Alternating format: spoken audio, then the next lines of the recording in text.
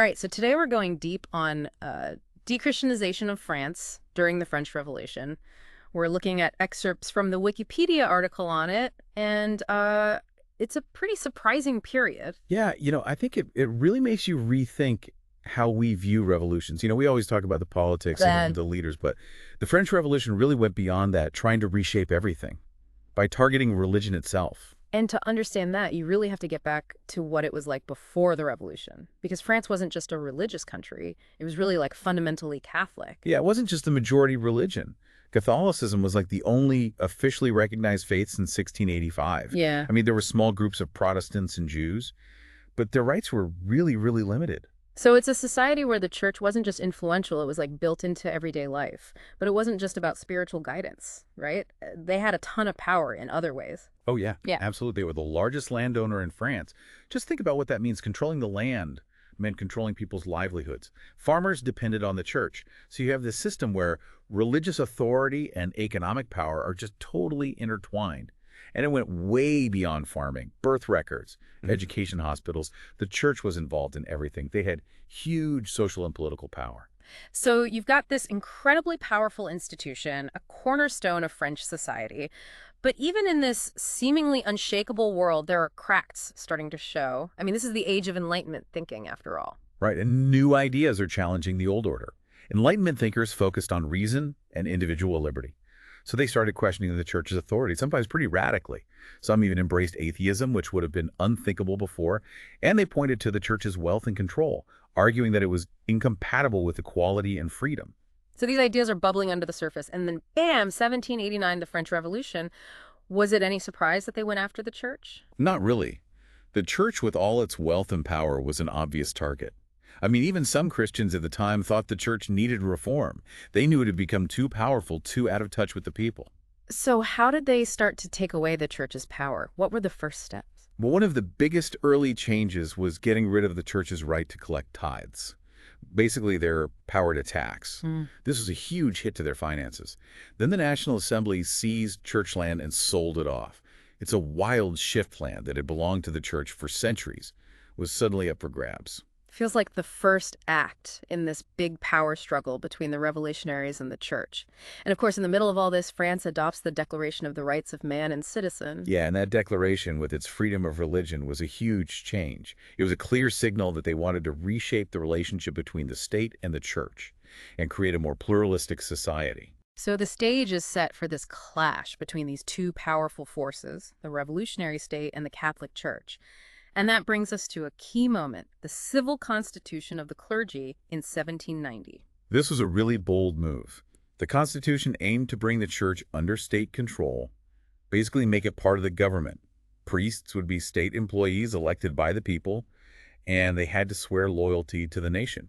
It was a radical reimagining of the church's role. That had to cause some serious tension within the church itself. Oh, absolutely. The Pope was totally against it. He saw it as an attack on his authority. This led to a big split in the French church. Some clergy accepted the Constitution and others refused. So now you've got this internal division on top of everything else, adding fuel to the fire. And I imagine this is where things really escalate, moving from debates to action. Exactly. And this is where dechristianization really starts to happen. It's not just about laws anymore. It's about changing the whole culture-changing daily life. So what does that look like? How does it actually play out? Okay, imagine you're walking through a town during this time.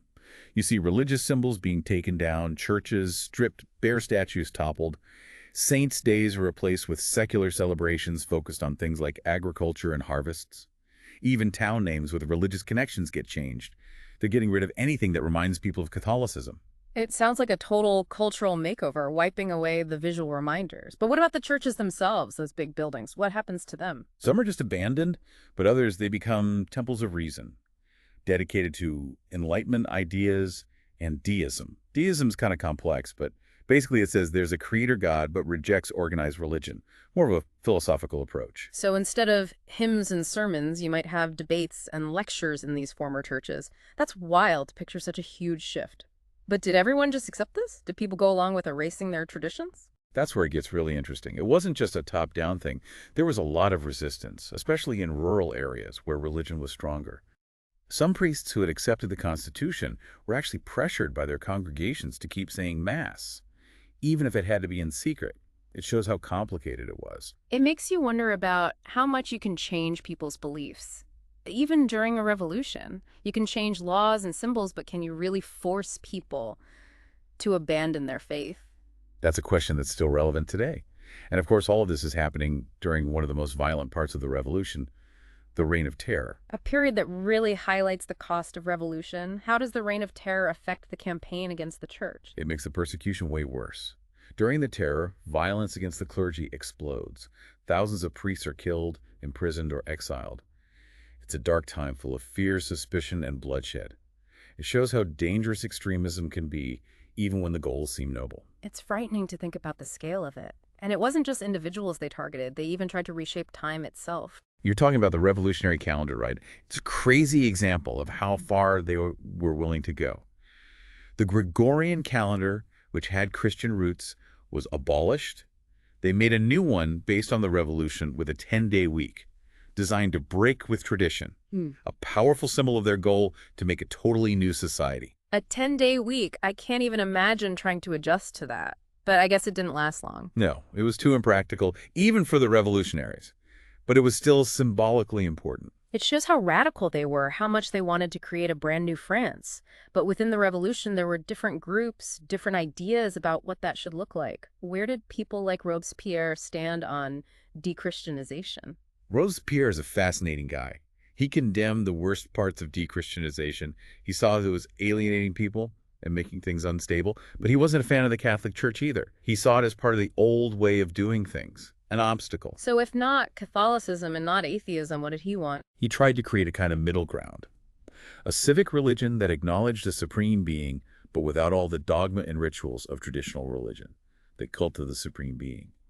Based on deism, it was meant to unify the new republic, give them shared morals. Sounds like an attempt to make a new spiritual identity for France. Something that fit the revolution, but without the extremes. Did it catch on? Not really. It didn't have the history and emotional power of Catholicism, and it was tied to Robespierre himself. When he was overthrown and executed in 1794, the cult faded away too. So we've seen this incredible upheaval, the church losing its power, the cultural changes, the terror, and then this attempt to create a new religion. What happens next? Does France just become this de-Christianized state? Not exactly. After Robespierre, there's this period of calm, like everyone's exhausted from all the chaos. The really extreme dechristianization stuff starts to get rolled back. Public worship is allowed again, though there are still some limits, like no church bells yet and no processions. It's a step toward tolerance, admitting that getting rid of Catholicism completely just didn't work. It does feel like a turning point. But the church and the state, their relationship is totally different now. So where do they go from here? Well, this is where things get interesting again. You've got a new pope in 1799, Pius VII. He wants to get the church back on its feet in France. And of course, there's Napoleon. He knows France needs stability and some kind of peace between the church and the state. Which leads to the Concordat of 1801, that agreement that tries to reset things between the church and the government. Exactly. The Concordat officially ends dechristianization.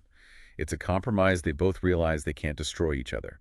The church gets some of its power back. Public worship is fully restored. Religious orders can come back. But the states still have a lot of control. Church property isn't given back, and the government still has a say in who gets to be a bishop. It's a new chapter, an uneasy peace. So after all this, the church being so powerful, then almost destroyed, and now this new balance, what are the lasting effects of dechristianization? What's the legacy? Well, even though that really intense phase didn't last long, it changed things forever. Think about it. Thousands of priests were gone, killed, or exiled. Churches were damaged. A whole generation grew up without much religious experience. French religion was never the same. It's like they tried to wipe out religion, but they ended up creating a new religious landscape, one with more separation between church and state. That's a good point. And Catholicism was still the main religion, but its role was smaller. What we think of as French secularism that started during this crazy time. So what can we learn from all of this? What does this tell us about religion and revolutions and how people want both faith and freedom? It's a complicated story, for sure. It's full of contradictions and things no one planned for. It reminds us that revolutions are messy, unpredictable. They unleash powerful forces that can get out of control, and the results aren't always what people hoped for. They wanted to de-Christianize France, but they didn't get rid of religion altogether. But it did change French society. It helped create a more secular state where there's a clearer line between religious power and political power.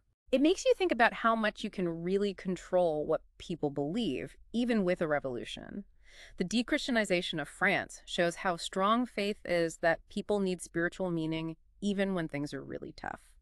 And it makes us ask some big questions like, what should religion's place be in a modern society? How do we balance freedom of belief with keeping society together? Those are questions that matter today, not just in France, but everywhere. And we all have to answer them in our own way. Dechristianization happened in a specific time and place, but the ideas are universal. Mm. It's a story about power, about belief, about how people try to figure out the relationship between individuals, the state, and religion. I think that's a perfect place to wrap things up. It reminds us that history isn't just dates and names. It helps us understand what it means to be human, our struggles, and what we hope for. Thanks for joining us on this deep dive into a really fascinating and complex part of history.